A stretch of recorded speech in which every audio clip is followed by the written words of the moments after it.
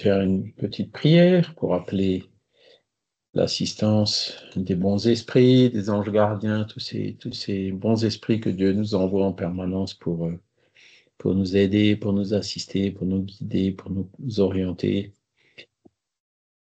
pour travailler un peu la voie de notre conscience, se rendre compte quand on est sur le bon chemin et quand on n'y est pas, et ainsi nous faciliter l'avancement, l'évolution, devenir chaque jour un peu meilleur. Et donc, nous sommes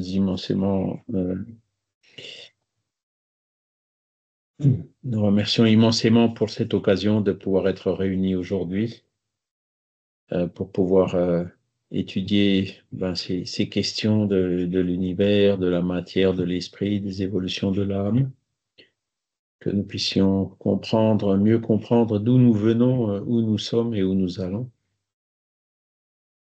Et que cela puisse également être utile pour les esprits qui pourraient être avec nous ce matin.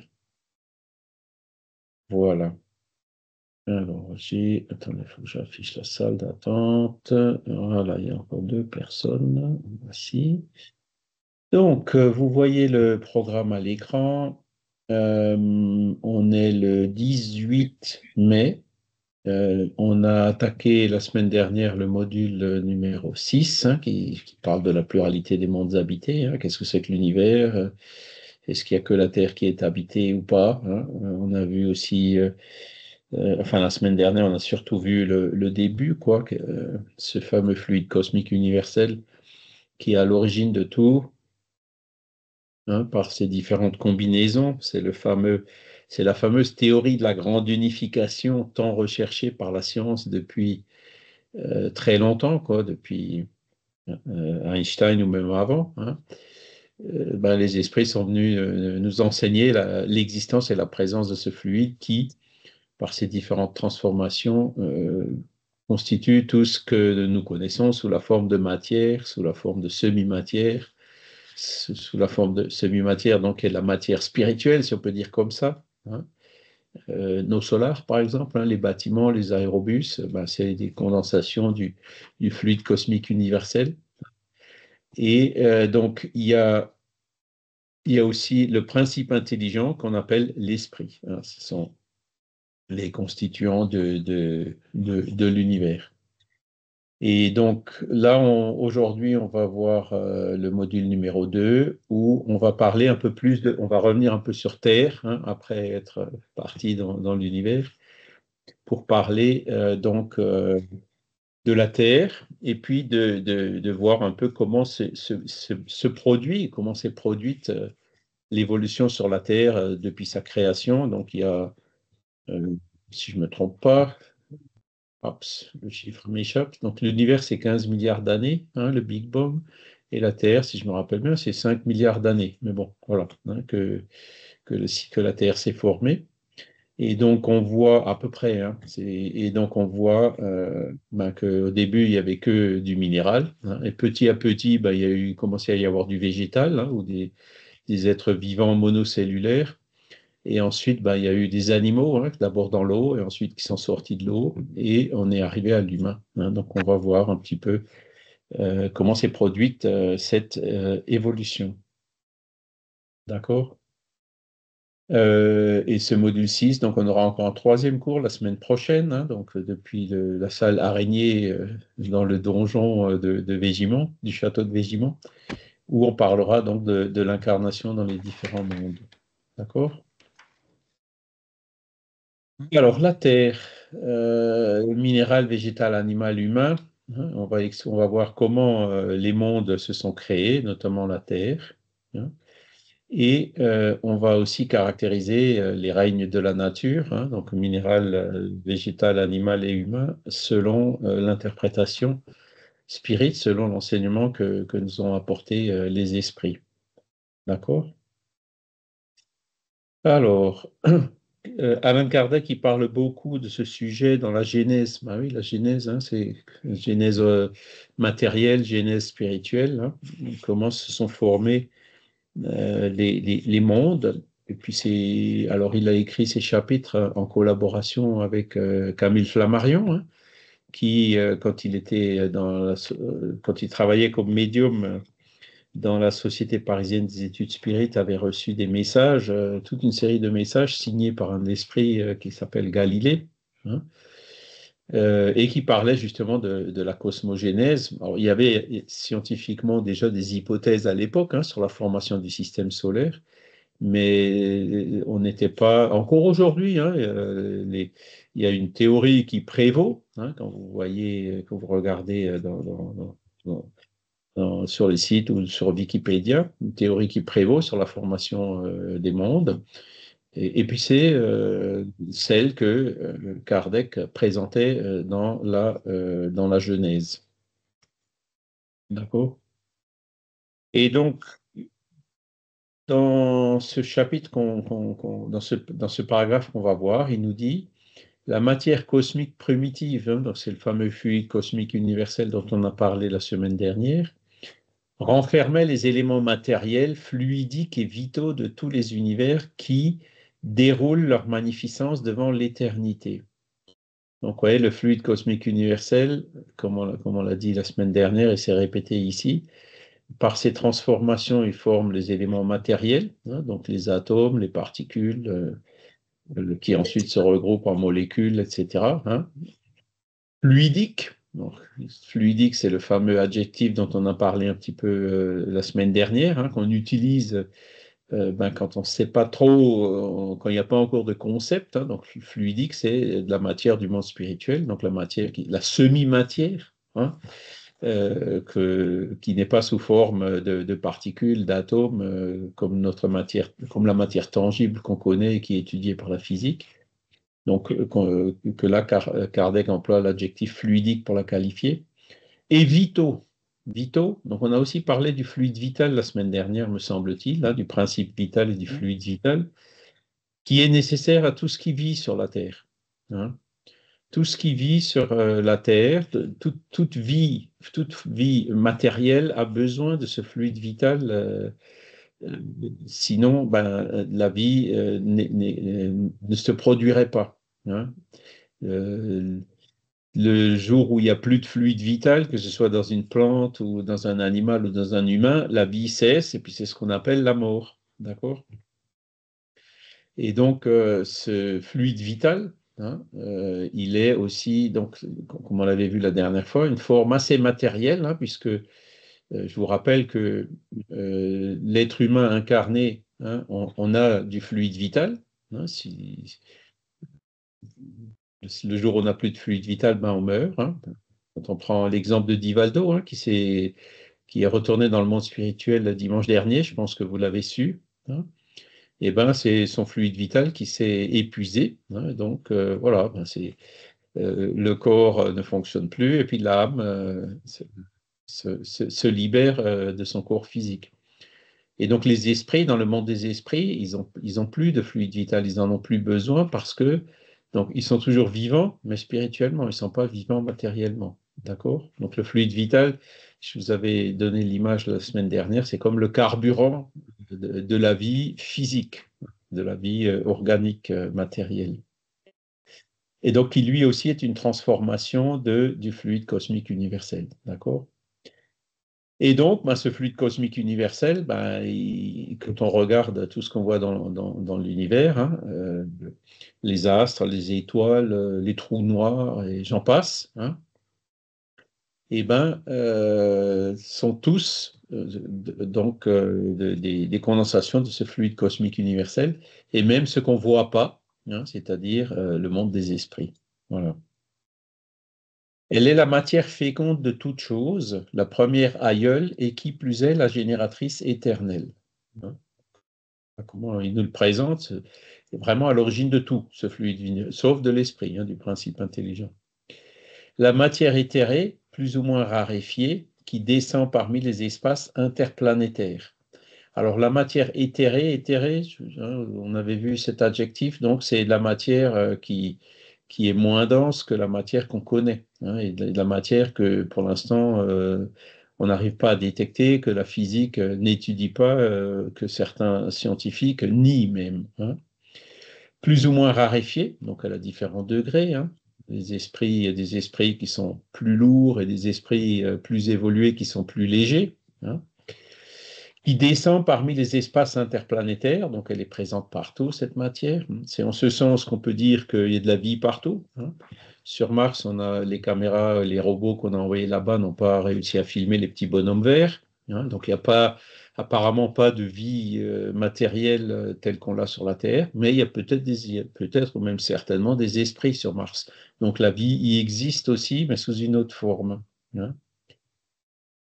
Ce fluide cosmique qui remplit le monde, plus ou moins raréfié dans les régions immenses, riches en agglomérations d'étoiles, n'est autre que la substance primitive en qui résident les forces universelles, d'où la nature a tiré toute chose. Voilà.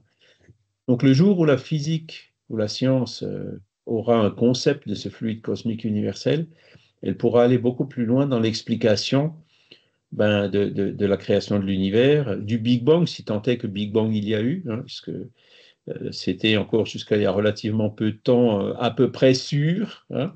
Il y avait un consensus, mais depuis James Webb, c'est un petit peu moins sûr, hein. Il y a pas mal de choses qui sont encore à compléter, à revoir dans ce modèle-là. Et donc la formation de la matière, les particules, toutes les lois comme l'attraction universelle, les forces électromagnétiques, les interactions faibles, fortes au sein des atomes. Toutes ces choses-là, en fait, sont dérivées des propriétés de ce fluide cosmique universel. Donc, c'est vraiment la théorie de la grande unification, hein, dont les esprits sont venus nous donner des éléments. Alors, ils ne vont pas plus loin. Ils disent juste qu'il y a un fluide qui est à l'origine de tout, hein. Maintenant, le reste, qu'est-ce que c'est que ce fluide, comment il est, comment on le conçoit, dans quelles conditions il se condense ou pas, ça reste à étudier par la science. Vincent? Est-ce qu'on peut faire un parallèle entre ce qu'on appelle la matière noire et l'énergie noire dans l'univers et ce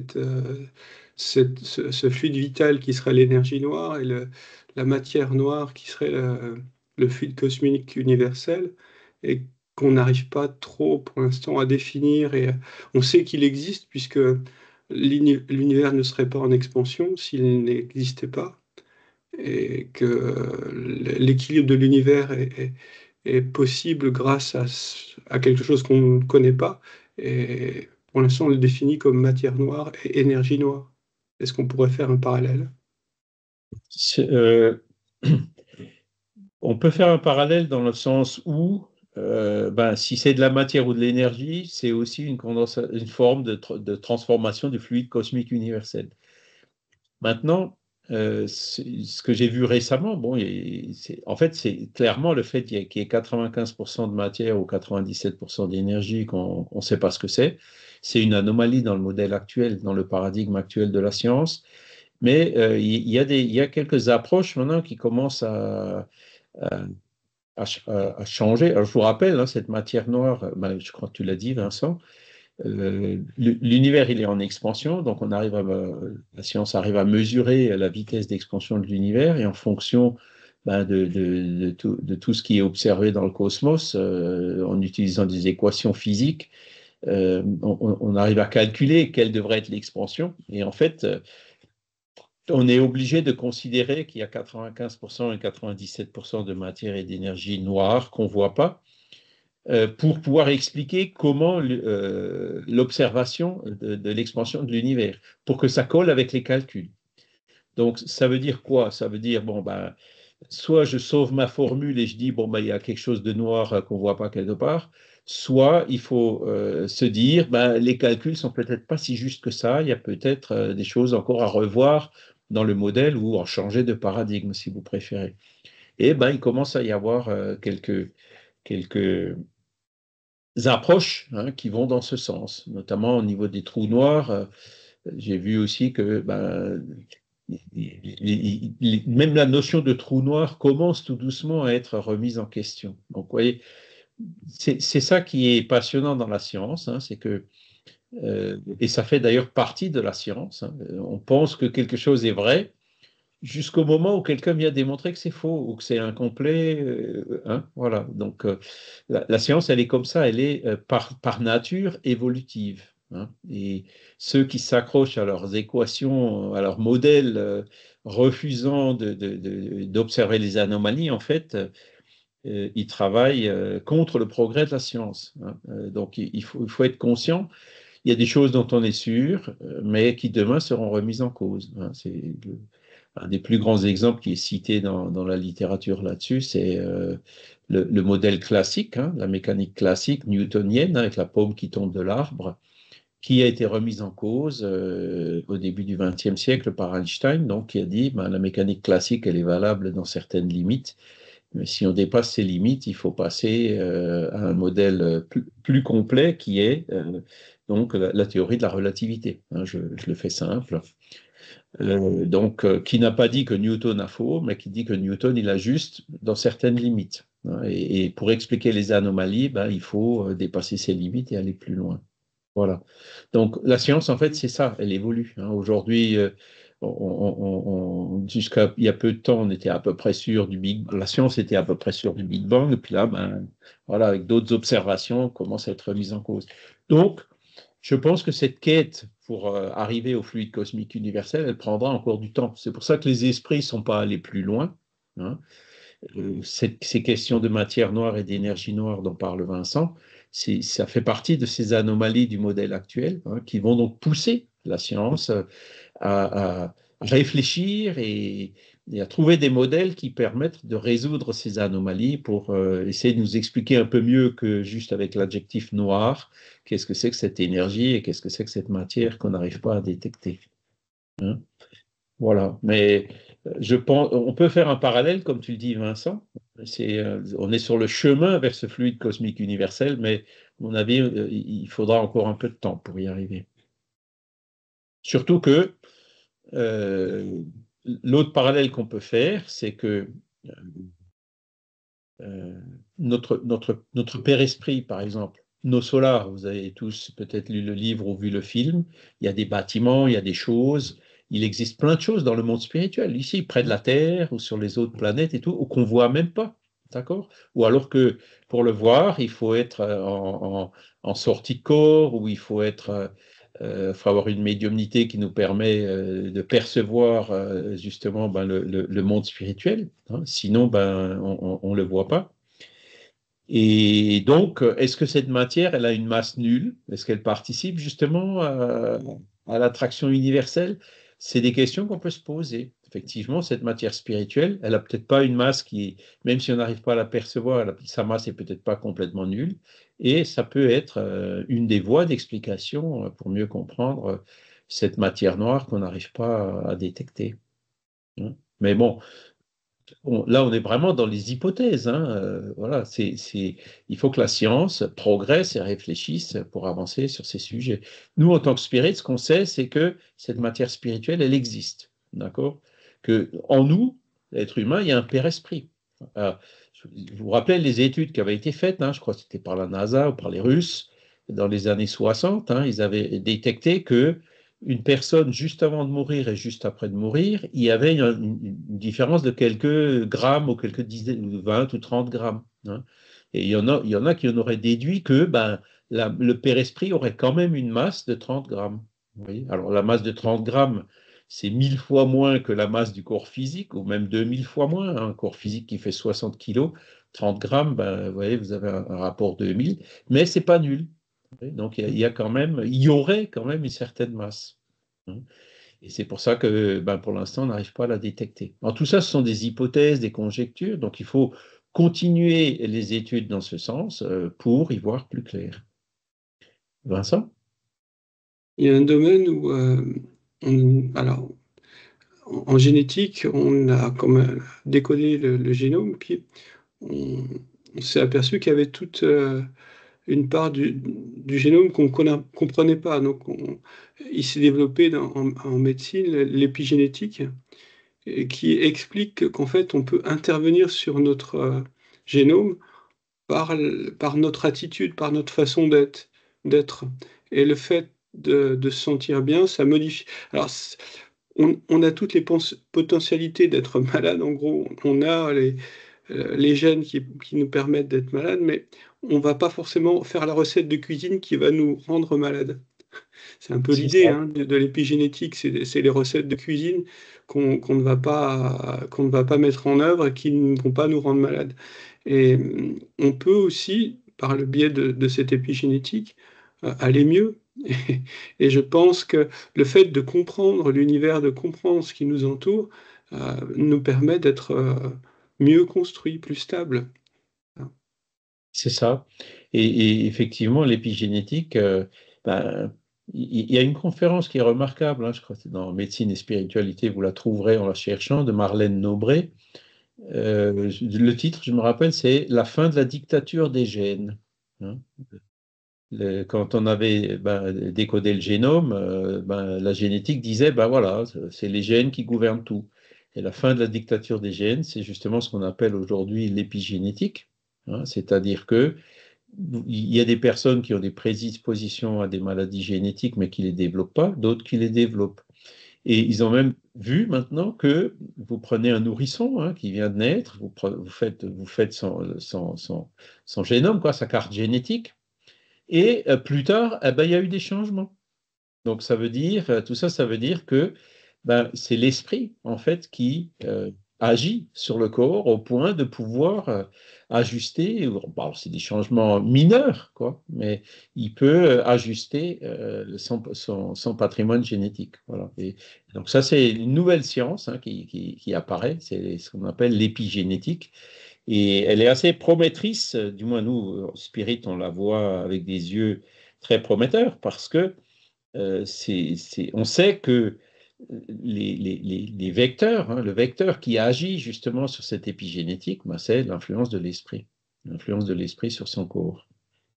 Hein, ce qui, euh, on sait déjà, maintenant vous avez des dizaines de milliers d'études, hein, sur la santé et la spiritualité qui montrent combien, hein, l'état d'esprit d'une personne, hein, sans même rentrer dans une personne qui a des pensées positives, qui a du courage, qui lutte devant une maladie par rapport à une personne qui baisse les bras, pardon, et qui se laisse aller, eh ben, l'effet sur le rétablissement ou pas de la santé est immense. Et ça, c'est maintenant établi dans des milliers et des dizaines de milliers d'études qui ont été faites partout dans le monde.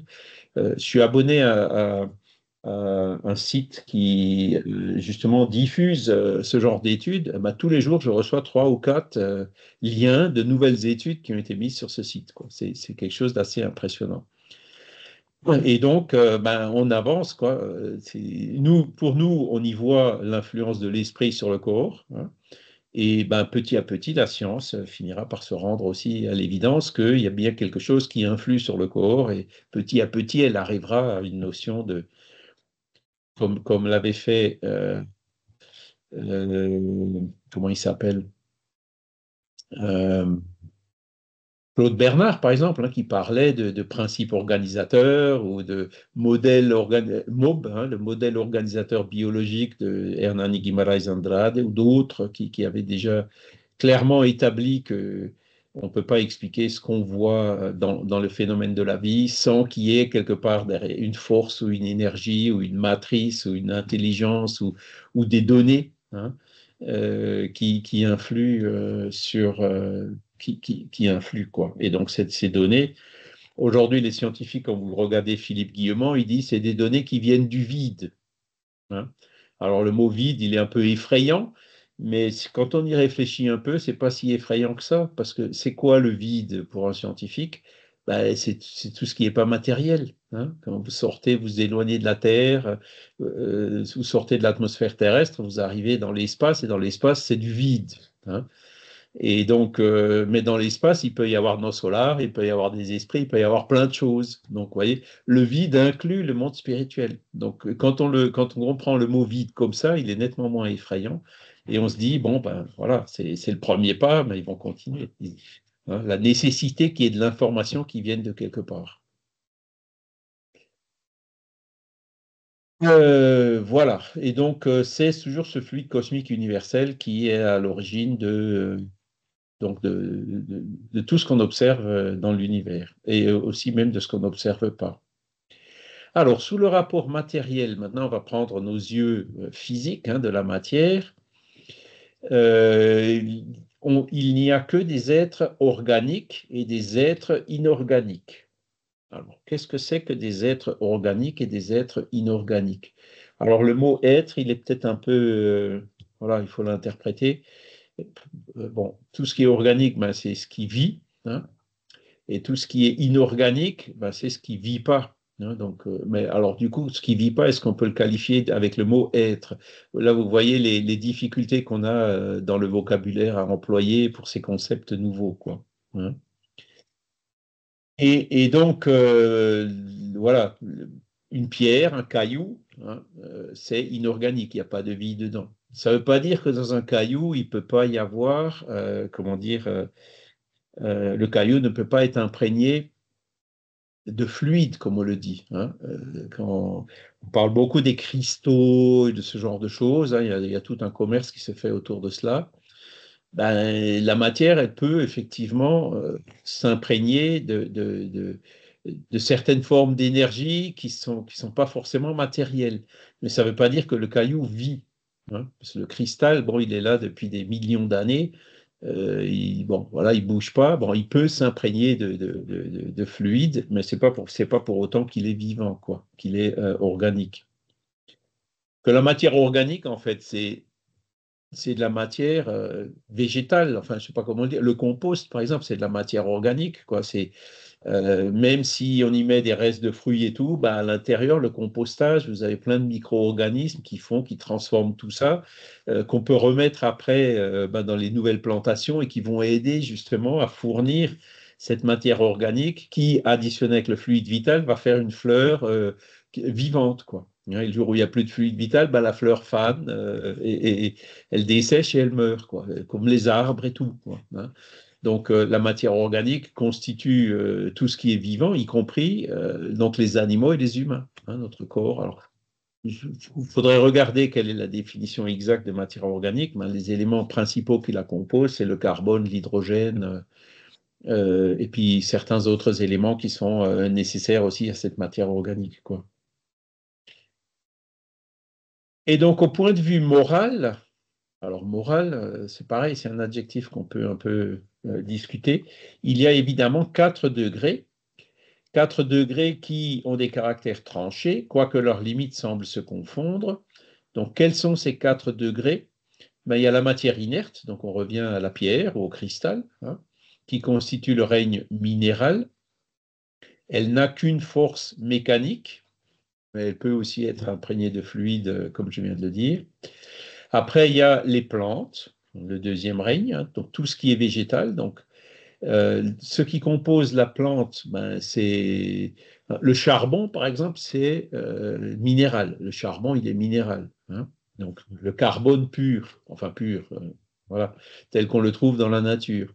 Mais ensuite, le carbone, bon, dès qu'il rentre dans une plante, hein, il se combine avec l'hydrogène, avec d'autres éléments, il forme de la matière organique, comme on dit. Mais c'est le même carbone, si vous voulez, qu'on peut trouver dans le charbon. Les atomes ne sont pas différents quand ils sont associés à de l'hydrogène ou quand ils sont sous forme de carbone ou même sous forme de diamant, parce que vous savez que le diamant, c'est aussi une forme de carbone. Hein. Le diamant est constitué de carbone.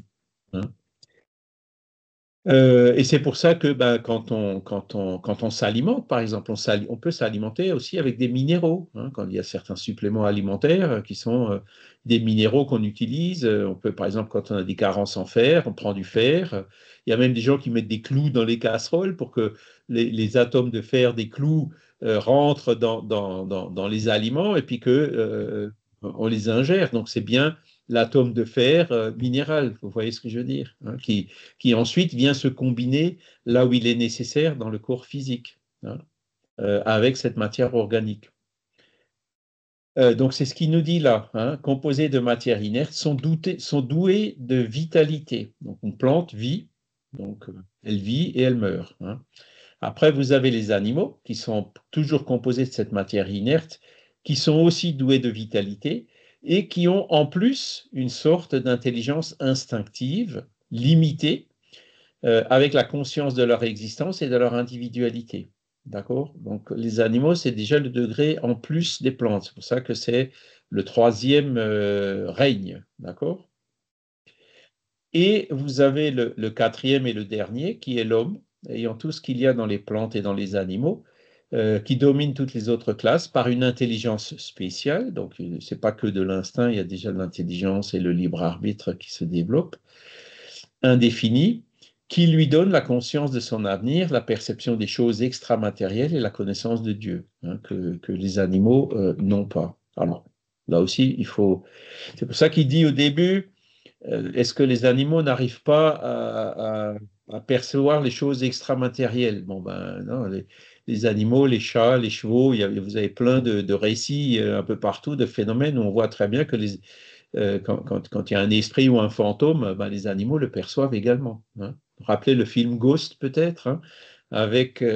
Il n'arrive pas à attirer l'attention de sa compagne, hein, de sa veuve, mais il a réussi à attirer l'attention du chat qui, en sautant, a attiré l'attention de sa veuve. Hein. Donc, c'est un peu une caricature, mais qui est vraie, hein, qui montre que ben, les chats ou les animaux arrivent à percevoir les esprits. Et vous avez plein de récits, notamment de Bozzano, hein, les manifestations métapsychiques et les animaux. Hein, il a écrit tout un livre sur le sujet, donc qui montre clairement que les animaux peuvent aussi percevoir le monde spirituel. D'accord? Voilà. Eh ben, on a terminé pour les points principaux. Est-ce que vous avez des questions déjà par rapport à ce qu'on vient de voir? Alors, j'ai vu que dans la Oui, moi conversation, j'aimerais bien avoir votre lien. quel Si vous lien? pouvez nous donner le lien qui vous donne quelques informations chaque jour. Ah, alors attendez, comment ça s'appelle? Je vais ouvrir Outlook. Tagada. Voilà, alors ça s'appelle.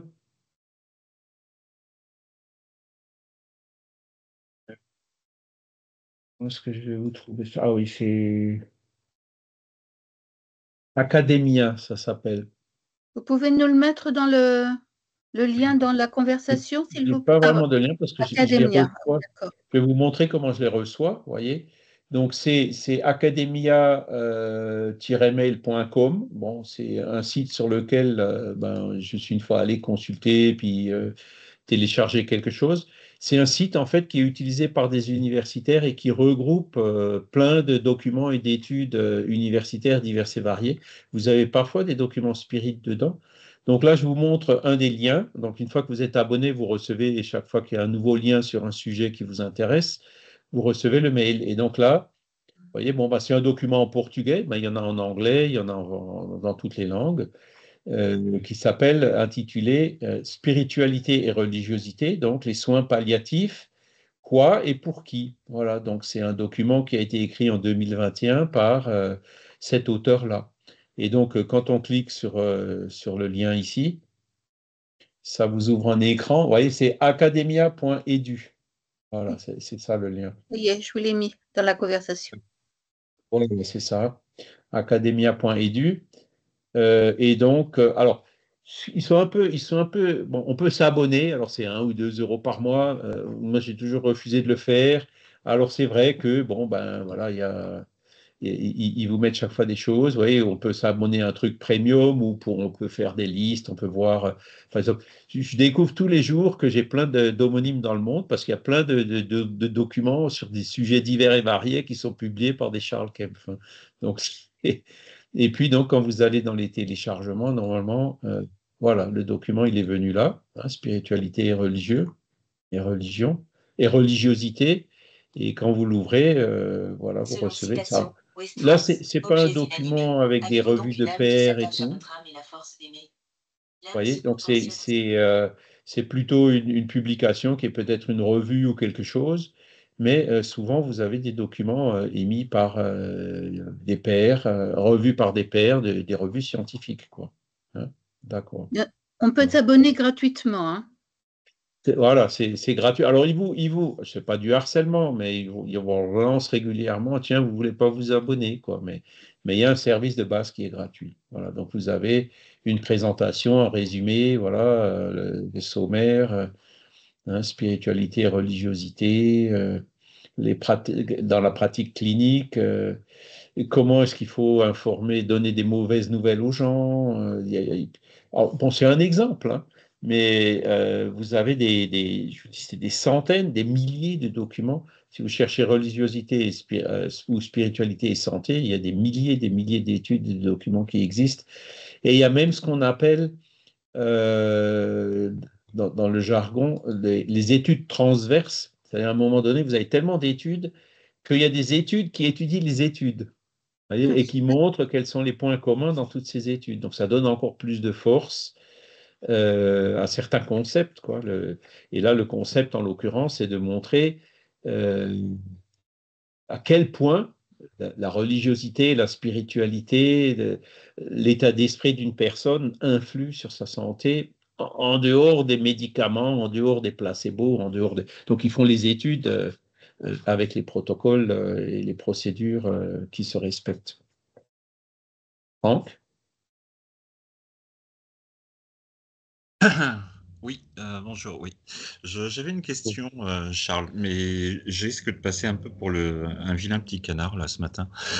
Je veux dire, est-ce qu'on peut être spirit sans véritablement prendre en compte toutes ces données scientifiques, enfin ou parascientifiques? Parce que j'ai lu beaucoup de choses, beaucoup de bêtises dans que ce soit lorsque le spiritisme commence à aborder les questions scientifiques. Bon, je dis ça, je me permets de dire ça, je me permets de dire ça en tant que professionnel de santé, quoi. Mais jusqu'alors, aucune étude, strictement aucune, ne montre que avoir un meilleur moral a une incidence sur le devenir d'une pathologie ni de son traitement. Ça dépend par contre énormément de la prise en charge médicale et de la, entre guillemets, de l'adhésion du patient à son traitement. Mais le fait d'avoir des pensées positives, rien, quoi. Et j'ai malheureusement vérifié ça des dizaines et des dizaines et des dizaines de fois dans ma carrière. C'est quelque chose de bien, quoi, de se dire oui, effectivement, mais je pense que c'est une simple croyance, quoi, mais ça n'a pas d'incidence réelle. Enfin, toutes les méta-analyses montrent que non, quoi. Et c'est fait sur des milliers et des milliers de cas. Voilà, ça c'est pas, je veux pas casser le truc, hein, mais c'est vrai que je suis un peu, j'avoue que je suis très très mal à l'aise avec toutes ces soi-disant certitudes scientifiques ou parascientifiques qui mêlent spiritualité et médecine. Non, ça donne rien. C'est bien que tu utilises le mot certitude. Donc, comme on l'a vu tout à l'heure, le mot certitude, il faut le relativiser, hein, les certitudes d'aujourd'hui sont souvent remises en cause le lendemain, hein. Donc, c'est un sujet qui est effectivement complexe, hein, et qui demande encore beaucoup de développement pour arriver justement à des modèles qui permettent d'expliquer vraiment ce qui se passe.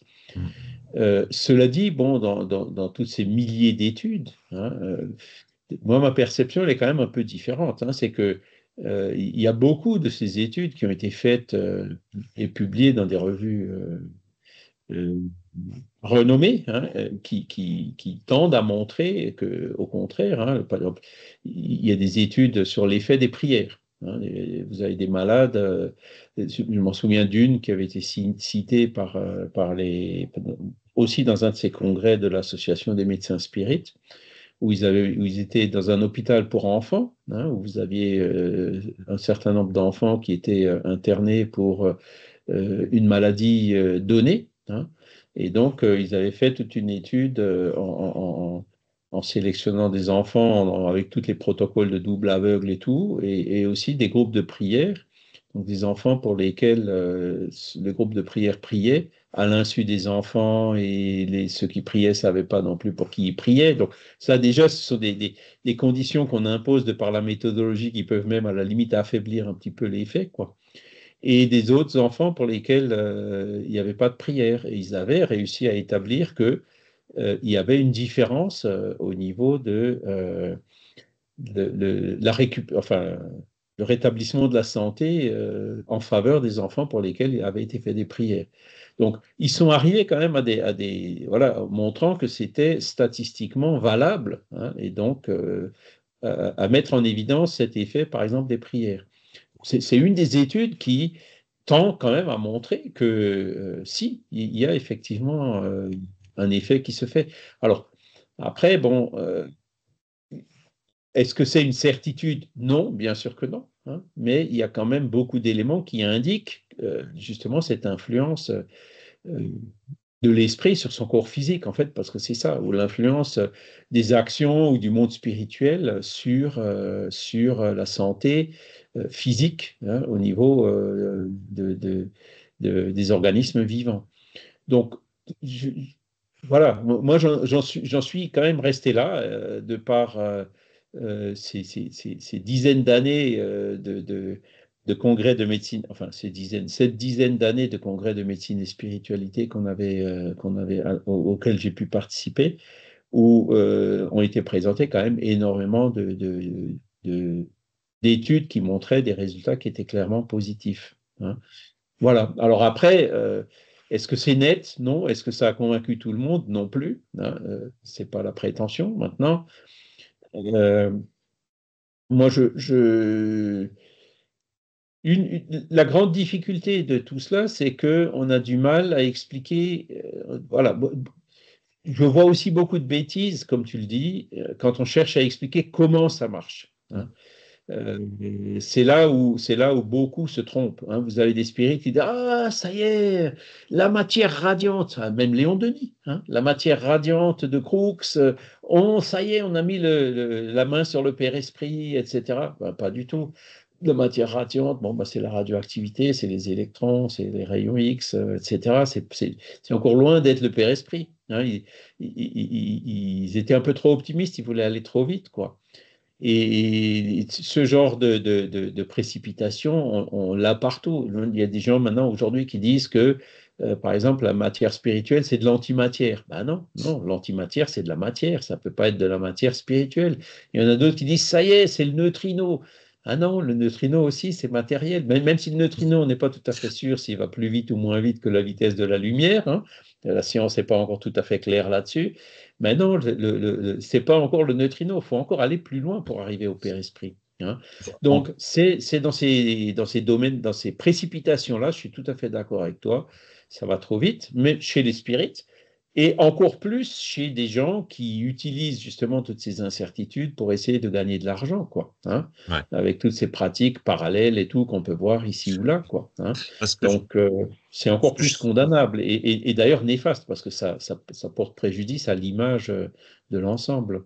Ouais. Et ce que je trouve, en fait, ce que je trouve inquiétant, c'est un peu la récupération de ce discours scientifique à des fins de, entre guillemets, spiritualité. Mais en fait, les gens ne maîtrisent absolument pas le discours scientifique. Enfin, il suffit de voir.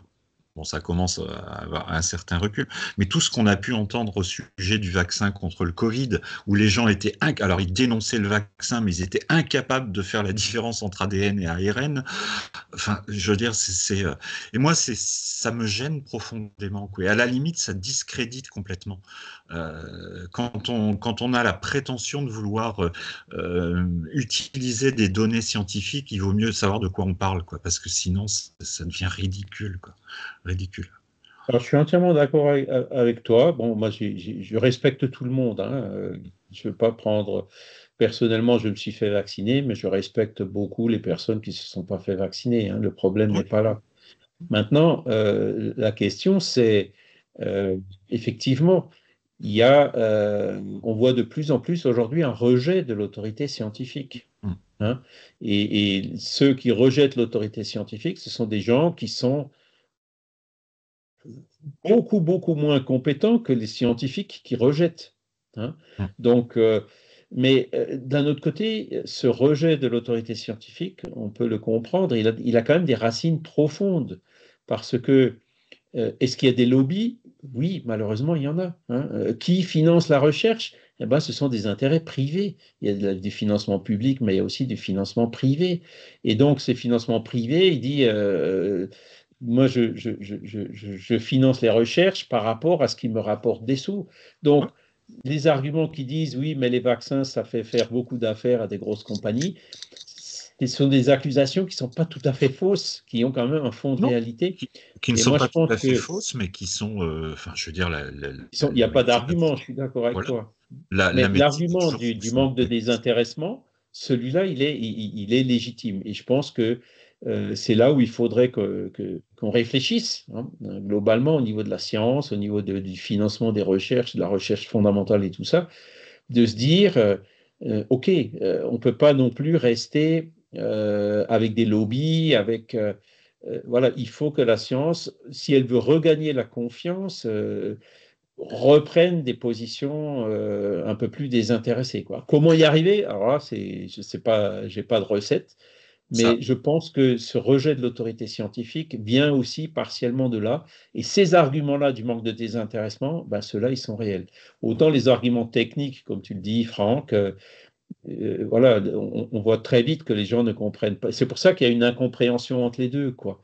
Mais au fond du fond, voilà, est-ce que parce que c'est toutes les théories que tu m'as dit, les vaccins, mais après, il y a eu aussi, on nous dit qu'ils voulaient mettre des puces à l'intérieur du corps pour nous traquer, pour aller vers le transhumanisme, et j'en passe. Mais voilà, une fois que, si tu veux, la suspicion est là, elle va tout de suite à l'extrême, quoi. Hein. Et je pense que c'est un phénomène un peu comme ça. Donc, pour regagner la confiance, je pense que la science en général, il faut qu'elle revienne à un peu plus d'humilité et à un peu plus de désintéressement. Mais après, bon, ben, il faut payer des salaires, il faut payer les recherches qui coûtent cher. Donc, il faut trouver des solutions pour arriver à une recherche efficace tout en conservant ce désintéressement. Oui, après, c'est vrai que voilà, je pense il faut être conscient que tout ne se fait pas, comme on dit, d'amour et d'eau fraîche. Il y a des intérêts financiers, c'est sûr.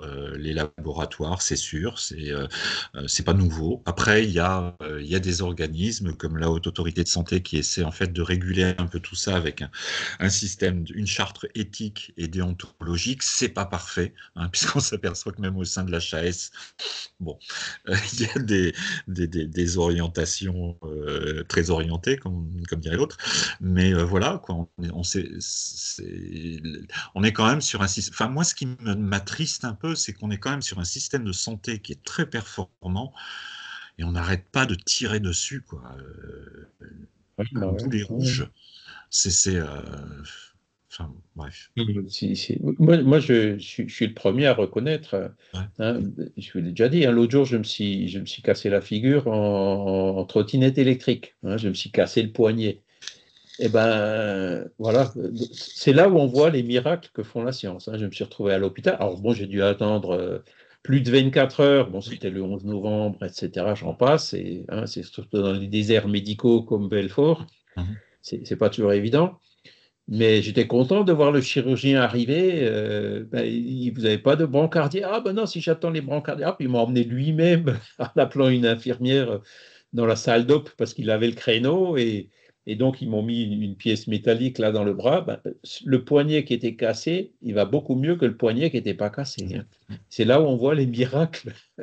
Combien ils peuvent être précieux et utile dans plein de cas, quoi. Donc ça, il faut toujours absolument le reconnaître, quoi.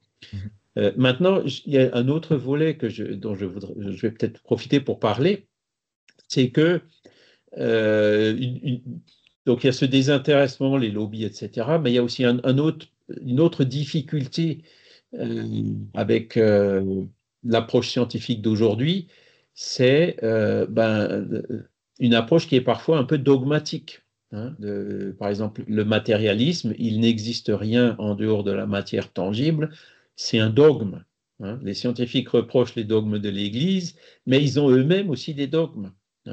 Et le fait de dire toutes ces questions d'esprit, de spirituel et tout, ça n'existe pas, c'est pas scientifique, faut le laisser à la liberté de croyance de chacun, fait que y a tout un espace qui est vide, d'ailleurs dans lequel on se trouve nous, en tant que spirit. Ce qu'on est en train de faire ici, on explique des choses qui concernent le monde physique, mais aussi spirituel. C'est typiquement dans ce cours.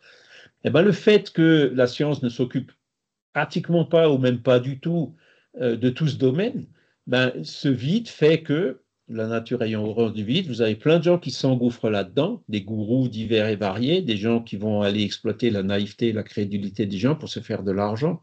Et ça, moi je dis, c'est en partie à cause de l'omission de ce dogme qui font que des personnes sérieuses ne s'occupent pas de conceptualiser un peu mieux toutes ces questions de nature spirituelle, quoi. Donc, c'est là où il faut trouver le juste milieu, quoi. Un scientifique, théoriquement, il ne devrait pas avoir d'idées préconçues. Il peut avoir un modèle auquel il s'attache, auquel il croit et tout, mais de là à dire qu'en dehors de mon modèle, rien n'existe, là, il va trop loin, quoi. En dehors de dire que la conscience, par exemple, c'est le produit du cerveau, ça peut être OK, mais de là à dire le reste n'existe pas, c'est là aussi où ils vont trop loin. Et ça fait partie aussi de ce rejet de l'autorité scientifique. Tu prends par exemple quelqu'un qui a eu une expérience d'EMI, il va chez un médecin ou un psychiatre ou quelque chose, il va lui raconter, voilà, j'ai vu ci, j'ai vu ça, j'ai passé un tunnel, j'ai vu des aides, des lumières. Bon, pour lui, l'expérience, elle est tellement forte qu'il n'y a pas de doute. Si le médecin, il le regarde avec un petit sourire narquois en disant, bon, qu'est-ce que cet expérienceur va faire? Il va dire, bon, ouais, il ne comprend pas, bon, c'est pas grave, je le laisse de côté. Tu vois, là aussi, il dit, le scientifique n'a pas d'autorité pour se prononcer par rapport à ce que moi j'ai vécu et dont je suis sûr. Tu vois, et comme il y a de plus en plus de personnes qui ont ces expériences paranormales ou autres, tant que les scientifiques ne regarderont pas ça sérieusement, comment veux-tu que ces gens-là regardent sérieusement les scientifiques? Tu vois ce que je veux dire? Donc, c'est là où il faut retrouver. Heureusement, il y a des Pim Van Lommel, heureusement, il y a des Stevenson, heureusement, il y a quand même quelques-uns qui regardent les choses de façon un peu plus sérieuse, mais pas assez, quoi. Oui, non, je suis tout à fait d'accord. Après, c'est vrai que le système de santé actuel, enfin, je parle de la France, n'a pas malheureusement ni la possibilité d'aborder tous ces sujets-là, étant confronté à des problèmes très très pragmatiques de déserts médicaux, de choses comme ça. Ce que je voulais simplement, et pour pas non plus être, comment dire, préciser un peu ma pensée, c'est que je ne remets pas en cause l'importance de la spiritualité dans la santé globale d'une personne, mais ce que je dénonce en fait, c'est l'utilisation à des fins spirituelles de notions scientifiques qui sont absolument pas maîtrisées et qui aboutissent finalement un peu à décrédibiliser cette approche, quoi. Là, je te C'est donne tout à simplement fait ça. C'est raison. simplement ça. Voilà. Et si jamais tu détectes quelque chose comme ça en moi ou dans mes propos, n'hésite pas à me rappeler et puis à me le signaler. Tu vois, Charles, tu as dit telle chose et ça, scientifiquement, c'est pas correct. J'accueillerai ce genre de retour avec beaucoup, beaucoup de bienveillance. Parce Oui, que après, voilà, je ne suis pas parfait non plus. non, mais c'est pareil, c'est réciproque. Après, je ne parle qu'à partir de mon expérience et c'est plus de la prévention parce que, comme tu disais, il y a tellement de charlatans, d'exploiteurs de la détresse humaine que ça devient indécent par moment, quoi, indécent. Mais quelque part, ces charlatans exploiteurs de la détresse humaine, ils rentrent dans un domaine qui est laissé vide par les gens sérieux qui devraient se pencher sérieusement sur ces questions-là. Le jour où ils se pencheront, ils auront peut-être un peu plus de difficultés à exploiter les gens fragiles et crédules, parce que voilà. Donc nous, Spirit, on rentre dans ce domaine-là, mais on n'encourage absolument pas l'exploitation des gens crédules, au contraire. Donc, mais malheureusement, tout le monde n'est pas comme ça. Vous avez les gourous, ça ne manque pas dans ce domaine-là. Ouais. Mais le gourou, s'il n'y a personne pour conceptualiser, pour faire comprendre que ce qu'il fait, c'est du vent, il a le champ libre, il y va. C'est ça qui... Alors, j'avais vu aussi la main de Michel à un moment donné, après il y a celle de Vincent. Non, c'est bon. Tu as répondu en fait, Charles. Merci. D'accord. Vincent? Alors, je ne veux pas relancer la polémique par rapport au domaine médical, mais par exemple, l'homéopathie, ça fait polémique. Ça fait polémique euh, dans le domaine médical et ça vient contrecarrer un dogme qui est matérialiste, puisqu'il n'y a plus que des traces dans le, dans les granules homéopathiques, ça ne devrait pas avoir d'effet. Et pourtant, ça a de l'effet, on ne sait pas comment, mais voilà. Euh, et pour revenir un petit peu à ce qu'on disait, c'est le 19e siècle, c'est quand même un siècle qui est traversé par plein de questionnements. Et un des questionnements de ce 19e siècle, c'est les objets inanimés ont-ils donc une âme? C'est Lamartine qui en parle dans ses poèmes. Et euh, la question n'est pas tranchée. Est-ce que un caillou a une âme? Est-ce que une plante a une âme? Est-ce que voilà? Et qu'est-ce que ça veut dire avoir une âme? Est-ce que c'est une conscience? Est-ce que c'est une conscience collective? Est-ce que c'est une conscience créative? On ne sait toujours pas. Après, c'est à la science de creuser le sujet. On sait que maintenant, par exemple, pour les plantes, par les mycorhizes, il y a une communication entre les arbres, mais on ne sait pas sous quelle forme elle est. Il y a beaucoup de choses à... Et je crois que qu'il faut mettre en avant, c'est la curiosité des gens. Il faut être curieux, quoi. Même si on ne sera jamais spécialiste de tout. Mais la curiosité, c'est irremplaçable. Des gens qui ne s'intéressent plus à rien, c'est des gens qui sont morts. Et on ne veut pas des gens qui sont morts. On veut des gens qui se posent des questions, qui s'intéressent, qui seront jamais des spécialistes, qui racontent beaucoup de bêtises, mais qui s'intéressent à la science, tout bêtement. En fait, tes remarques sont, comme toujours, hein, très pertinentes, Vincent. Et c'est là où, quand on revoit de nouveau le paragraphe qu'on vient de lire, là, on voit que Kardec, il a été très prudent, hein. Il dit que, voilà, on classe en 4 catégories, minéral, végétal, animal, humain. Mais il dit que c'est pas tranché, hein. Il y a des superpositions. Par exemple, l'éponge, est-ce que c'est un végétal ou un animal? Aux interfaces comme ça, il peut y avoir des superpositions. Et donc, ce qu'il nous dit, hein, il parle donc voilà, le règne animal, il dit il y a en elle qu'une force mécanique. Alors, ou le minéral, pardon, il n'y a qu'une force mécanique. Et donc, ailleurs dans le livre des esprits, il y a un esprit, je pense que c'est dans le livre des esprits, il y a un esprit qui répond, évoquez un rocher, il vous répondra. Hein. Alors ça peut choquer un peu parce que les gens se disent, mais tiens, le rocher a une âme. En fait, non, tu as des esprits qui viennent pour répondre quand tu évoques tout et n'importe quoi, ça manque pas. Hein. Mais c'est pas... Qu'est-ce que ça veut dire âme? Tu vois, quel est le sens qu'on attache au mot âme? Et tout est là, quoi. Hein. Si on dit que âme, ben, on peut l'utiliser dès qu'un objet peut être imprégné de fluide ou... Bon, ben oui, effectivement, dans ce cas-là, le cristal peut avoir une âme, tu vois. Mais tout dépend de comment on comprend le mot âme. Si on comprend le mot âme avec des formes d'intelligence ou d'instinct, bon, ben, on peut difficilement l'appliquer à la plante, qui pourtant vit, tu vois. Tout dépend de ce qu'on... Et alors, il y a des gens qui disent, oui, mais le tournesol, hein, vous avez des phénomènes remarquables, hein, chez les plantes, hein, comme tu le dis, les arbres qui se communiquent entre eux. Mais est-ce que c'est quand même, est-ce qu'il y a déjà un instinct ou une intelligence? Est-ce qu'on peut utiliser ces mots-là dans le cas d'une plante? Il faut juste se comprendre sur les mots, quoi. Hein.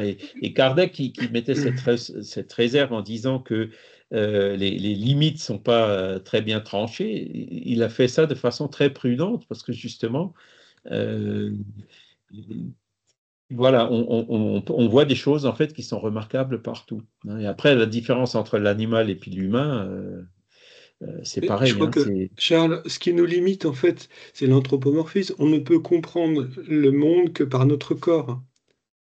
On ne peut pas faire autrement que de l'anthropomorphisme, quoi. Se comparer par le corps à ce qui nous environne. cherche à conceptualiser les choses, quoi. Oui. Et c'est vrai que dans nos concepts, ils sont forcément limités à nos capacités du moment pour établir un concept, pour pouvoir le transmettre, pour pouvoir faire que les autres le comprennent, etc., quoi. Au fur et à mesure qu'on avance, que l'intelligence, que l'humanité avance, nos concepts s'affinent. Et c'est vrai qu'on est encore loin de tout comprendre, hein, je suis tout à fait d'accord avec toi. Mais bon, dans les principes généraux, bon, est-ce qu'il y a du fluide vital dans une pierre? Probablement pas. Je dis probablement pas, j'ai pas dit pas. Voyez? Est-ce qu'il y a du fluide vital dans un arbre? Oui, probablement, hein. Et d'ailleurs, qui débouche sur des pratiques, hein. À l'époque, on n'était pas encore spirit, quand on allait voir un magnétiseur, il disait, au bout un certain nombre de patients, je suis fatigué et puis je suis obligé d'aller me ressourcer. Donc, j'ai ma technique, je vais dans la nature, j'embrasse telle essence d'arbre, etc., pour me recharger, hein. Donc, fluidiquement, en fluide vital ou autre. Donc, et bon, il y a plein de choses comme ça hein, voilà. Le fait aussi que les plantes vivent, meurent. Voilà, oui, il y a du fluide vital dans la plante, mais dans le minéral, il n'y en a probablement pas. Tu vois? Donc, c'est là où on peut, je dirais, montrer quand même quelle peut être la différence entre une pierre et puis une plante, ou entre une plante et un animal, tu vois. Mais c'est vraiment dans les grandes lignes, hein. On est encore au balbutiement de ce genre de choses, hein. Et c'est pour ça que Kardec a été assez prudent dans sa rédaction. Oui, Charles, j'aimerais rebondir sur ce que vient de dire Vincent, parce qu'en plus, cette semaine, j'ai eu un débat sur le même sujet, l'anthropocentrisme. C'est vrai que ça sonne comme étant quelque chose de très négatif, mais c'est une réalité. Je veux dire, on ne conçoit le monde qu'à partir de notre propre nature, de notre nature humaine, de notre conscience humaine, de notre voilà. Je pense que mon chat a une conception du monde qui est félino-centrée. Je ne sais pas du tout comment il perçoit l'univers, mais certains spécialistes disent qu'en fait, pour notre chat, nous sommes, en tant qu'être humain, des chats ayant une forme un peu particulière. Bon, c'est assez rigolo, mais effectivement, c'est une donnée qui est très importante et qu'il ne faut pas négliger. Nous ne concevons le monde et nous ne pouvons concevoir le monde qu'à partir de notre nature humaine, anthropocentrée. Mais c'est pas du tout négatif, c'est un constat. C'est un constat. C'est une réalité, hein, Une réalité, oui, tout à fait. D'accord. Tout à fait. Alors le chat, par contre, il sait que l'être humain qui est un chat avec une forme un peu particulière, c'est quand même celui-là qui va lui donner à manger, qui va Oui. lui donner des câlins et tout, hein. Donc voilà, hein, Oui. Et parce que le chat est très manipulateur. les chiens aussi, hein. Ils sont très gentils, très affectueux, mais est-ce qu'ils sont complètement désintéressés? Non, Alors, non. on peut pas leur dire, ouais, non, c'est l'instinct de conservation qui est plus fort en eux, quoi. C'est pas une question de désintéressement ou pas. Ils en sont peut-être pas encore là. Et c'est là, vous voyez, dans ce genre de raisonnement où on peut voir la différence par rapport à celui qui va failloter pour une personne riche pour essayer de lui soutirer de l'argent, hein. Les animaux ne font pas ça à ce degré-là, quoi. Ils le font par instinct de conservation pour l'aliment et autre chose, vous voyez. Oui, mais Donc, sans c'est aucune. les degrés de responsabilité, bon, c'est par là qu'on arrive à faire les différences, Ouais. hein. Et sans aucune approche de bien ni de mal. Enfin, je vois cette semaine, je veux dire, voilà, j'ai un chat qui est domestiqué, qui sait faire certaines choses et tout. Alors c'est intéressant parce qu'il y a des études qui montrent en fait que chez les chats domestiqués, leur degré d'adaptabilité et de débrouillardise entre guillemets augmente sans pour autant perdre leur nature sauvage entre guillemets.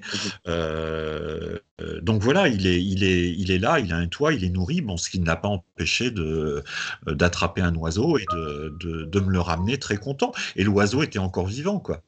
Donc, et il n'a pas du tout compris en fait mon attitude, enfin entre guillemets, pas du tout compris. C'est moi qui interprète comme ça. De relâcher l'oiseau. De relâcher l'oiseau, oui, voilà, Ah, c'est comme ça. Ça fait partie de toutes ces lois naturelles dont on est à peine voilà, ce qu'on a vu aujourd'hui dans ces différents règnes, on commence à peine. Hein, on est vraiment au tout début, quoi. Bon, il y a Darwin qui est passé par là, des théories sur l'évolution, on sait d'où on vient, on connaît où est-ce qu'on était, qu'est-ce qu'on était il y a 10 000 ans ou il y a 100 000 ans, hein, nos ancêtres. On a de plus en plus d'éléments justement pour concevoir de mieux en mieux toutes ces choses-là. Et puis je vous rappelle que, je pense que je vous l'ai déjà dit, dans la philosophie spirit, voilà en gros où on en est. Hein. Il y a le fluide cosmique universel et puis il y a ces 4 règnes. Hein, on peut dire c'est rien de vraiment nouveau, quoi. Mais il y a l'aspect spirituel de ces choses-là aussi qui montre que euh, dès que la vie devient intelligente, l'intelligence, elle n'est pas dans le corps, elle est dans l'esprit. Donc il faut mettre en parallèle cette évolution qu'on observe sur le plan matériel avec une évolution qui existe sur le plan spirituel. Hein, c'est ça la valeur ajoutée que le spiritisme apporte dans ce genre de réflexion. Maintenant, de là à prétendre que tout est expliqué, non. Hein. Le chat qui est très gentil, qui montre des signes d'intelligence et d'affection, ou parfois de tristesse, de joie et autres. Bon, il y a des personnes qui disent, qui croient, hein, mon chat, maintenant, il est prêt. La prochaine fois, il se réincarnera en humain. Bon, pourquoi pas? Mais ça me paraît un peu trop. Voilà. Est-ce que c'est vraiment comme ça? Hein, c'est peut-être un peu trop rapide, quoi, un peu trop simple. C'est peut-être pas aussi évident que ça. Par ailleurs, les esprits disent que l'esprit humain est créé simple et ignorant, mais sans science. Alors, comment est-ce que l'esprit du chat devient un esprit humain qui est créé simple et ignorant? Il y a plein de questions comme ça que le spiritisme ne sait pas répondre aujourd'hui. Hein. On a quelques éléments, mais il nous manque encore. Il y a pas mal de chaînons qui manquent. Hein. Donc, il faut toujours rester humble par rapport à toutes ces questions. Et je pense qu'il en est de même sur ce qu'on a vu tout à l'heure, hein, cette question de spiritualité et santé. C'est vrai qu'il y a des spirites qui vont beaucoup trop vite et qui utilisent effectivement, ou alors un autre exemple, Franck, c'est l'adjectif quantique. Hein, on le voit partout, à toutes les sauces, mais il est utilisé commercialement, quoi. Il parle de choses quantiques qui n'ont rien à voir avec la mécanique quantique. Cela dit, la mécanique quantique, pour laquelle il y a quand même jusqu'à aujourd'hui beaucoup de difficultés au niveau de l'interprétation, hein, c'est des phénomènes qui sont quand même assez troublants, hein, pour lesquels on a beaucoup de difficultés à interpréter, comment concevoir l'influence et le rôle de l'observateur, etc. Donc, voilà, il y a certainement encore beaucoup de choses à découvrir dans la mécanique quantique et ce que la mécanique quantique, par exemple, intervient dans l'interaction entre le monde spirituel et le monde physique, ou mieux, de l'interaction entre notre esprit et notre père-esprit et notre corps physique, ça, je pense que c'est plus que probable. Hein. Il y a certainement des phénomènes quantiques qui sont impliqués dans cette interaction. Maintenant, quels sont-ils? On est encore loin de le savoir. Hein. Donc, du coup, ceux qui commencent déjà à proposer des thérapies ou à vendre des thérapies en prétextant, en utilisant cet adjectif quantique, sont, à mon avis, aussi encore très loin de vraiment savoir et de maîtriser, de comprendre ce qui se passe. Après, il y a l'homéopathie aussi. L'homéopathie, c'est pareil. Alors là, c'est Michel qui nous en a parlé un jour. Hein. En France, ça y est, la décision a été prise. Une étude a montré que homéopathie ou placebo, c'est pareil. Donc, on arrête de rembourser. Ça arrangeait peut-être voilà, le déficit de la Sécu ou je ne sais quoi. Moi, je suis d'accord avec Michel quand il dit que le problème, c'était un jusque-boutisme. Hein. Tout est homéopathique, il n'y a plus besoin d'allopathie. On tombe dans un autre extrême. Hein.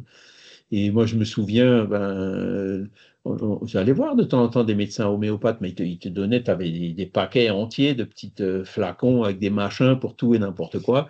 Bon, ça va un peu trop loin aussi, quoi. Donc, comme dans tout, il faut trouver le juste milieu, quoi. L'homéopathie, certainement, a des bienfaits. Et d'ailleurs, moi, j'en suis convaincu. Hein. Je sais qu'il y a des choses, des produits homéopathiques que je prends de temps en temps. J'en ai un qui est pas loin, là. Hein. Que je prends de temps en temps et qui m'aident énormément. Hein. Certains, par exemple, ont des états grippaux, des choses comme ça. Alors, est-ce que c'est du placebo ou pas? Peu importe. L'essentiel, c'est que ça fonctionne. hein. On comprendra plus tard comment ça fonctionne. Vincent? Je voulais juste rappeler, tu parlais de quantique, que lorsqu'on ne savait pas encore trop comment fonctionnaient les radiations, on faisait des crèmes au radium. Oui. Des crèmes de jour au radium, ça faisait un beau teint. Après, je ne sais pas les résultats sur le corps, ce que ça pouvait donner, mais ça ne devait pas être top, quoi. Et voilà, ça a toujours existé. On veut le dernier truc à la mode. Et le quantique, tout est quantique, hein. Moi, j'ai un vélo quantique, moi. Quantique, c'est-à-dire? Non, non, j'ai un Ah, il vélo est quantique. électrique et donc tu Ah le ouais, ouais, moi, recharges avec de non, l'électricité je suis nucléaire. à deux endroits en même temps. C'est même une intrication quantique. Avec mon vélo, je suis à deux endroits en même temps. Tu vois, c'est incroyable. C'est faux. Moi, j'y arrive pas encore. Au, ni- au niveau de la physique quantique, il suffit de prendre un téléphone portable, un smartphone. Au niveau des transistors, fonctionne sur la base d'une mécanique quantique. Là, on Ouais. a vraiment une application concrète. Ça existe aussi en médecine avec les différents appareils Les PET scans et tout ça. Oui, oui, oui, tout à fait, tout à fait. Et là, Et, c'est du concret. Et on sait véritablement l'appliquer et le comprendre. Le comprendre. et l'écran que vous regardez, c'est probablement un écran avec des LED. Eh ben, les LED, c'est quantique aussi, hein. Mhm, mhm. Hein, voilà. Donc, la mécanique quantique, on a plein d'applications technologiques qui fonctionnent, qui sont fiables. Bon, c'est vrai que des fois, il y a des caméras qui ne marchent pas, hein, ou des liens qui... Bon, c'est plutôt au niveau des logiciels peut-être que du Ah. matériel. Et Mais en c'est fait, vrai que la mécanique quantique, on l'utilise tous les jours, tous les voilà. jours. Et la problématique, en fait, c'est de faire le pas.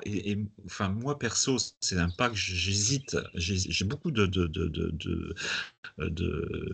je sais pas, j'arrive pas à faire le pas entre effectivement la mécanique quantique existe et donc notre fonctionnement corporel, physique, psychologique est quantique. Non, je pense pas. On ne peut pas faire un pas comme ça d'aller à la mise en évidence d'une physique qui concerne des nanoparticules ou des choses comme ça au niveau jusqu'à là, jusqu'au vivant. C'est là où en fait il y a quelque chose qui est encore trop prématuré pour affirmer des choses comme ça. Il y a quelques approches quand même qui ont été tentées, hein, par des scientifiques courageux. Je vous en ai déjà parlé, hein, Roger Penrose et Stuart Hameroff, hein, qui ont établi, qui proposent, je dis proposent, hein, une théorie qui dit que dans nos neurones, dans nos cellules, hein, donc, de nos neurones, il y a des nanostructures qu'ils appellent des microtubules. Et je vous rappelle, une nanostructure, en fait, c'est un tube, mais le diamètre du tube, c'est quelques atomes, quoi, hein. C'est vraiment au niveau atomique. Les atomes sont assemblés pour former un tube, mais qui est d'un diamètre vraiment de l'ordre de grandeur de la taille d'une molécule, quoi, hein, tout petit. Et dans ces nanostructures, qui font d'ailleurs de plus en plus l'objet maintenant de recherches scientifiques, il y a des réactions quantiques qui se produisent, hein. Et une des réactions quantiques que Stuart Hameroff et Roger Penrose avancent, c'est la condensation de Bose-Einstein, hein. Donc c'est une réaction quantique qui se produirait dans nos neurones. Donc, qu'il y ait des réactions quantiques à l'intérieur du vivant, ben, moi je dis c'est probable, hein, c'est même très probable. Et donc, eux, ils expliqueraient ce phénomène, hein, cette condensation de Bose-Einstein dans ces microstructures au niveau de notre cerveau. C'est là où se situerait l'interface entre le spirituel et puis les neurones, quoi, le matériel, le cerveau. Est-ce que c'est vrai, est-ce que c'est faux? Bon, c'est une théorie qu'ils proposent, hein, et apparemment ils la défendent. J'ai causé encore hier avec un ami qui est docteur en physique et qui est, paraît-il, sur le site Twitter de Stuart Hameroff, hein, où il y a toujours encore des échanges sur le sujet et dans lequel ils discutent et ils expliquent et ils argumentent sur ce genre de théorie. Donc, moi, encore une fois, je ne dis pas c'est sûr, c'est pas. Non, il n'y a rien de sûr. Mais le fait qu'il y ait des gens qui réfléchissent à ce genre de choses et qui regardent, qui observent et qui étudient, en tant que spirit, je dis c'est une bonne chose. Hein. Il faut vraiment avancer pour chaque fois mieux comprendre, parce que sûr, on ne le sera jamais. Preuve absolue, on ne l'aura jamais. Ça n'existe pas, les preuves absolues. Hein. Et même dans les mathématiques. Hein. Je dis souvent les preuves absolues n'existent que dans les mathématiques, mais même dans les mathématiques, les preuves absolues n'existent pas parce que les preuves absolues dans les mathématiques sont toujours conditionnées à des axiomes de départ qui définissent les conditions dans lesquelles on réfléchit. Est-ce que c'est vraiment ça qui représente l'absolu? On n'en est même pas sûr. Voyez. Donc il faut rester très humble dans tous ces domaines-là, mais ça ne veut pas dire qu'il ne faut pas avancer, qu'il ne faut pas savoir oser et puis y aller. Voilà, c'est comme on n'aurait pas de téléphone s'il n'y avait pas des gens qui auraient osé rentrer dans ces phénomènes de la mécanique quantique. Delphine? Oui, je vais dire quelque chose de très très simple autour de tout ce qu'on vient de dire. C'est que, en effet, on est tous constitués de la même façon, de la même manière, au point de vue atome, au point de vue organique. Mais en même temps, on est tous différents. Il y a des choses, en fin de compte, qui vont fonctionner sur telle ou telle personne et pas sur d'autres.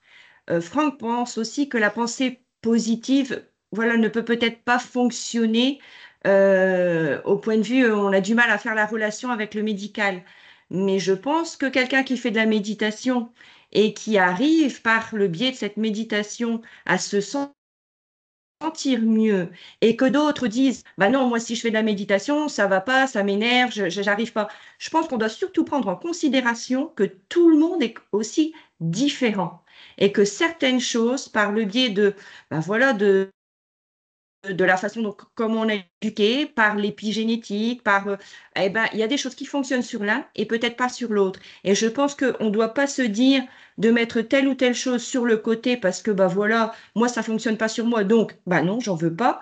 Non, je pense que on devrait toutes les médecines, que ce soit médecine douce, que ce soit la médecine urgentiste, tout ça, ça devrait un jour tous se rassembler autour d'une table et par des preuves scientifiques, peut-être aussi par des preuves, des témoignages de d'autres personnes, on devrait constituer quelque chose comme une médecine, j'allais dire, qui englobe le tout et qui pourrait peut-être donner une médecine qui soit plus adaptée à tout le monde, en fait. Et moi, je pense que c'est ce qui se fait. Hein. On est sur ce chemin-là. Alors, il y a des résistances d'un côté, il y a des résistances de l'autre. Il y en a qui vont trop vite d'un côté, d'autres qui vont trop vite de l'autre. Mais le mouvement global qu'on peut observer, regardez la médecine il y a encore un siècle. Hein. Oui. Regardez la médecine à l'époque de Kardec. Hein. C'était les saignées, c'était. Regardez aujourd'hui, quoi. Donc, on peut pas nier que la médecine a fait des progrès immenses. Hein. Je remercie pour mon poignet. J'avais un cancer, ils m'ont guéri. J'aurais eu ce cancer il y a 50 ans, je mourrais, quoi. Je ne serais plus là. La médecine a quand même fait énormément de progrès. Et puis, bon, après, c'est vrai que elle a encore beaucoup de progrès à faire, hein, notamment par le fait qu'on est tous différents. Il y en a qui réagissent plus ou moins bien à certaines choses. Et même ça, c'est de plus en plus pris en compte dans la médecine. Je ne sais pas, pour prendre un exemple, quand vous faites des transplantations d'organes, par exemple, il y a bien des analyses qui sont faites en détail pour dire, telle personne, voilà l'organe qui est compatible, donc avec l'intelligence artificielle qui s'en mêle et tout. On avance, hein, les choses avancent justement pour prendre en compte les particularités de chacun, quoi. Alors dans le domaine spirituel, c'est vrai que on a notre libre arbitre. Je pense peut-être la diversité est encore plus large que quand on se cantonne uniquement à l'aspect physique. Il y a encore beaucoup à faire, je pense. Je voudrais faire une petite remarque. Heureusement. Ça va peut-être, gêner, mais je pense qu'à un moment donné, il y a un choix il y a une confusion entre bien-être et spiritualité. Je pense pas que le bien-être soit l'objectif de la spiritualité, et je ne pense pas que la spiritualité soit forcément liée au bien-être. On a parlé méditation, on a parlé de choses comme ça. Je rappelle quand même que si l'on prend Ramana Maharshi, Nisargadatta Maharaj, qui sont considérés comme des géants de la spiritualité, bon, certes dans l'hindouisme et dans la philosophie, sont décédés de cancer à un âge relativement jeune. Nisargadatta Maharaj, il clopait, donc il est mort d'une insuffisance respiratoire. Ramana Maharshi est mort d'un mélanome qui a mal tourné au niveau du bras, je crois, et il est mort, il avait 50, il n'était pas très âgé. Et lorsqu'on leur demandait finalement de se soigner, de prendre soin d'eux-mêmes, ça les faisait rigoler, quoi. Pensée positive, il était mort de rire, quoi, quand il disait mais quel rapport, quel rapport, quel rapport. Et c'est vrai que moi, personnellement, ça m'interroge énormément. Et beaucoup de gens, à travers une recherche spirituelle, ne recherchent essentiellement qu'un bien-être. Je suis pas certain que ce soit les mêmes objectifs. C'est louable, hein, c'est louable. Je respecte totalement, mais je ne sais pas si. Et je pense qu'à la limite, c'est là où s'installe la dérive. Une véritable spiritualité, si elle doit passer par un bien-être, c'est la porte ouverte à toutes les dérives possibles. En fait, je suis d'accord avec toi, mais je vais le dire en d'autres mots, hein, qui peuvent aussi parfois un peu choquer. Le but premier du spiritisme, c'est quoi? Est-ce que c'est de guérir le corps ou est-ce que c'est de guérir l'âme? Tout à fait. Le but premier du spiritisme, c'est de guérir l'âme. Le corps, c'est quelque chose qu'on a temporairement, mais le but du corps, c'est d'aider l'âme à évoluer, hein. Et parfois, hein, c'est la fameuse phrase qu'on dit, la personne qui meurt d'un cancer, elle meurt d'un cancer à 20 ans, disons, elle arrive dans le monde spirituel, il y a son guide spirituel qui l'accueille et qui lui dit, tu vois, ton cancer t'a guéri. Hein, il faut voir les choses comme ça, parce que une fois qu'on est dans les œillères matérielles, hein, on se concentre tout sur le corps. Et il faut effectivement prendre soin de son corps. Il faut enfin, moi, c'est mon avis, hein. Il y a des gens qui. Mon père, c'était l'opposé de moi. Lui, il ne voulait pas aller chez le médecin, il ne voulait pas se soigner, etc. Quand tu vas chez le médecin et tu trouves des maladies, il vaut mieux pas y aller, etc. Enfin, je passe les détails. Moi, c'est l'inverse. Je me dis non. Ok, j'ai quelque chose, je me soigne. Pourquoi? Pour pouvoir profiter au maximum de ce corps, mais c'est pour que mon âme évolue. Donc le bien-être pour avoir les doigts de pied en éventail sur une plage dans des îles de l'océan Indien, c'est pas ça le bien-être, hein. Le bien-être, c'est avoir un corps sain qui permette justement à notre esprit d'évoluer le plus possible. Et je vais même plus loin, je dis que c'est quand on est malade, quand on a des difficultés au niveau du corps physique, ce sont des situations qui souvent sont encore plus favorables pour le développement de notre esprit. Vous voyez ce que je veux dire? Donc, il faut jamais perdre de vue où est l'essentiel, parce qu'il y a des personnes qui, obnubilés par le corps, sont prêtes à faire tout, n'importe où. Ils vont organiser des avions pour aller voir Jean de Dieu au Brésil, alors que finalement il s'est révélé être quelqu'un de quand même profondément malhonnête, par désespoir de soigner le corps. Non, notre préoccupation première, ça devrait être notre âme, même si le corps, c'est un instrument essentiel pour l'évolution de notre âme et qu'il faut aussi qu'on en prenne soin. Voyez? Donc, c'est là où je dis en d'autres mots, mais ça revient un peu à ce que tu dis, quoi. Le bien-être pour le bien-être, non. Le bien-être, il faut que ce soit dans l'objectif premier qui est l'évolution de notre âme. Et c'est là où refais le lien entre les deux, quoi. Alors, j'ai vu la main, encore une fois, de Michel, mais je ne sais pas si j'ai de nouveau répondu sans t'avoir laissé poser la question. Oui, non, c'était à propos de l'homéopathie, puisqu'on parlait de l'homéopathie. C'était pour oui. revenir là-dessus. J'ai juste fait passer un petit lien sur un résumé d'un prof d'hémato de Bordeaux qui avait fait une étude sur l'aspirine. en homéopathie. Donc l'aspirine, Oui. on sait, à des doses faibles, provoque, pour aller vite, est anti-agrégant plaquettaire. Donc vulgairement, on dit qu'il fluidifie le sang. Par contre, à dose homéopathique, il peut provoquer des thrombis, des petits caillots de sang. Et lui, se servait de ça pour faire après des études sur les animaux. Donc, j'ai envoyé l'extrait sur le chat, là. Voilà, si ça intéresse certains. Comme quoi l'homéopathie, c'est efficace. Et le déremboursement, c'était une volonté, en effet, une volonté, enfin, pas politique, mais scientifique, matérialiste, en disant on ne sait pas ce qu'il y a dedans, donc ça ne marche pas. Voilà. Excuse-moi, Michel, tu as bien mis effectivement étude de l'aspirine à dose homéopathique, mais il n'y a pas de lien. S'il est juste 2 conversations au-dessus, parce que le temps que je mette ça, il y a eu deux conversations qui ont été Online placées. library, En c'est ça? librairie, ah oui, d'accord. Oui, c'est ça, c'est ça. Merci beaucoup. Voilà. Le C'est professeur, riche, hein, quand même, Il y a Vincent aussi. Merci. Je crois que tous les dimanches matins, là, pour revenir à tout ce qu'on peut dire ce matin, on essaie de répondre à une seule question. Qu'est-ce qu'on vient faire ici? Et les réponses sont aussi multiples que les personnes qui sont là ce matin. Et pourtant, on est quand même là ensemble.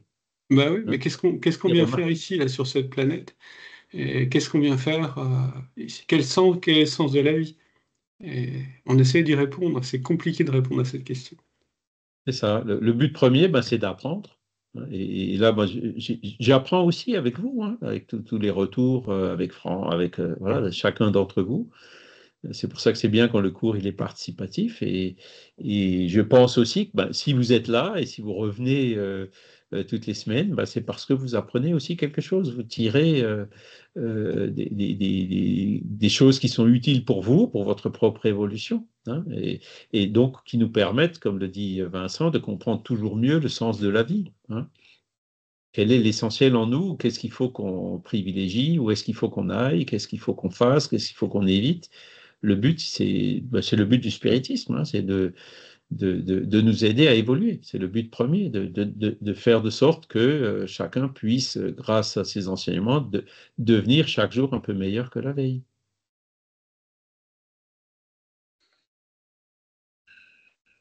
Charles, ça serait bien si on pouvait mettre en place, avec sous ta direction entre guillemets et bienveillance, peut-être des rencontres comme ça sur des thématiques, sur d'autres thématiques.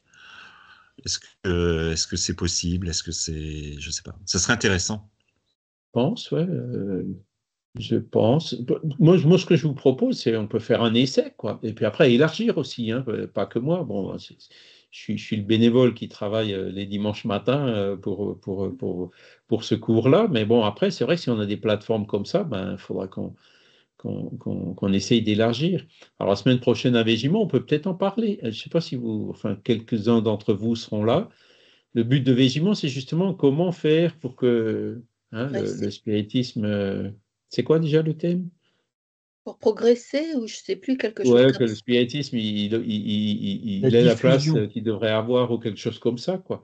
Donc, effectivement, ça peut passer par ce genre de sujet. Et moi, ce que j'ai souvent remarqué, je travaille aussi dans de la diffusion en langue anglaise, là, les mercredis soirs. Et donc, on a parlé de différents sujets. Donc, on arrive à voir combien de personnes qui sont là, qui regardent les vidéos après et tout. Et la semaine dernière, ils m'ont dit, tiens, qu'est-ce qu'on pourrait prendre comme thème? J'ai dit, on va prendre le thème de l'euthanasie, puisqu'on est en train de discuter dans notre Parlement en ce moment, quoi.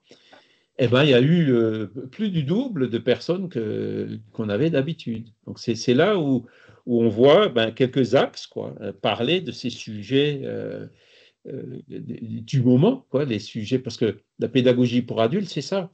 Hein. Les enfants, on leur dit, voilà, tu vas tracer la courbe d'une fonction, bon, mais ça sert à quoi? Non, un jour, tu l'utiliseras peut-être, et l'enfant, il se soumet de bon gré, et puis, bon, voilà, il accepte ce genre de choses. La pédagogie pour adultes, c'est pas ça. Hein. La pédagogie pour adultes, c'est, mon questionnement aujourd'hui, c'est ça, je veux une réponse à ça. Vous voyez, ça fonctionne pas du tout comme les enfants. Et donc, dans notre travail de diffusion, il faut beaucoup qu'on réfléchisse à ça, rebondir sur des sujets d'actualité. Mais quand je dis actualité, c'est vraiment la question du jour ou de la semaine, quoi. Il faut vraiment rebondir vite. Je pense qu'effectivement, ça peut être un bon...